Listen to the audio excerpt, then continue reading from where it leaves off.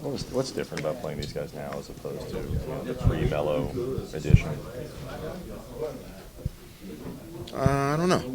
I mean, it's our first time at it, I guess, but I wouldn't say they're night and day differences. I think you still see a lot of the same things you saw when you played them when Carmelo was there.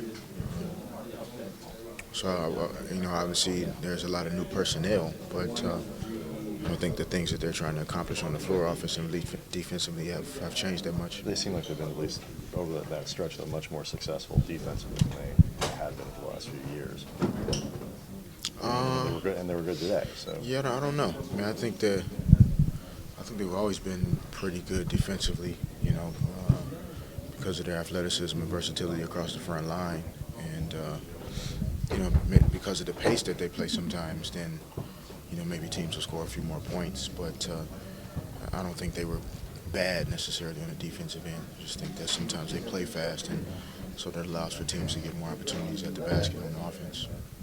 Their first loss since the Miami loss, is this a disappointing loss, or is it kind of like you got a chance to see Denver and this new team and move on? No, every loss is disappointing in its own ways, definitely losing the game on our home court today is disappointing. But, the good and bad part about this league is, you have another game a day or two later, and you have to figure out a way to let this one go and start getting prepared for Tuesday night. What was the biggest difference in the second half? You guys have been so good at sort of separating yourselves during the streak. It was a very close game, but what was the biggest difference in the second half?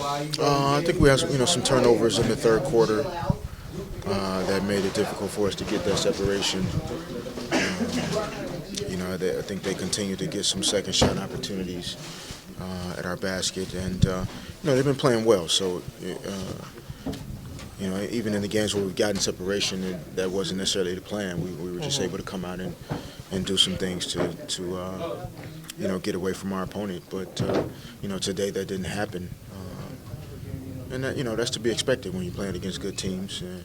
You're going to have to fight all the way to the end, but.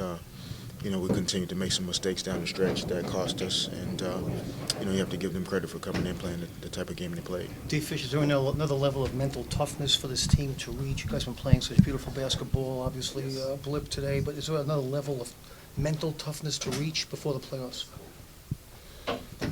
I don't know. Those things aren't really quantifiable.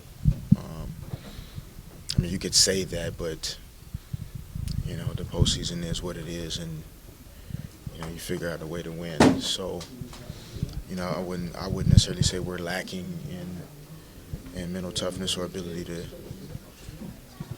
dig deep and win games. I just think today we shot ourselves in the foot in a lot of situations. But anytime you lose, regardless of the circumstances, you always have to give your opponent, credit for beating you. And we beat ourselves, and they put it on top of us and took advantage of it. You guys were breathing down the Spurs' neck, so now it's going to be a little tougher. Is that a concern? No. You're just trying to get to be the best team you can be. Can you really say you're not thinking about them or weren't thinking about them? No, we weren't. It just kind of happened, for us to end up at a game and a half back. We didn't consciously decide, No, hey, I understand. let's try to catch them. Right, I understand that. We were just winning games and they were losing games. And, right. Today was the wrong combination. They won and we lost. And so, we'll just continue to play it out. And, as a lot of teams obviously feel, if you're playing your best, it doesn't matter who you play or where you play. And, we obviously feel that way as well.